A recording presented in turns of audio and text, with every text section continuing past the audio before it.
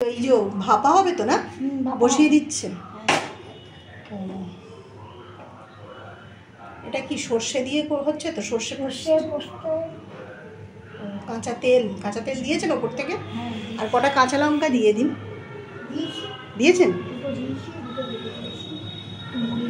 সর্ষের সঙ্গে বেটে দিয়েছে।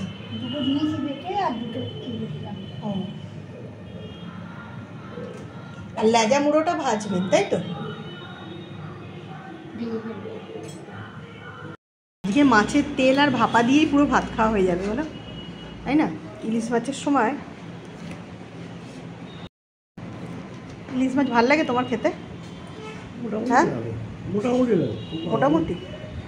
আর মাছের তেল আর ভাপা হয়েছে, এই দিয়েই খাওয়া হয়ে যাবে, আর কিছু লাগে না। তুমি আলু ভাতে নিয়েছো তেলের সাথে? নাওনি? দেখো, আজকে আমাদের কিছুই সেরকম রান্না হয়নি, খালি ইলিশ মাছ ভাজা হয়েছে, ইলিশ মাছের তেল দিয়ে খাওয়া হবে। আর এই যে ইলিশ মাছ ভাপা হয়েছে, তো এই দিয়েই পুরো ভাত খাওয়া হয়ে যাবে, আর কিছু লাগে না। একটু গ্রেভি দিন। আর হ্যাঁ, তেলের সঙ্গে খাবো বলে দেখো আলু ভাতে দেওয়া হয়েছে,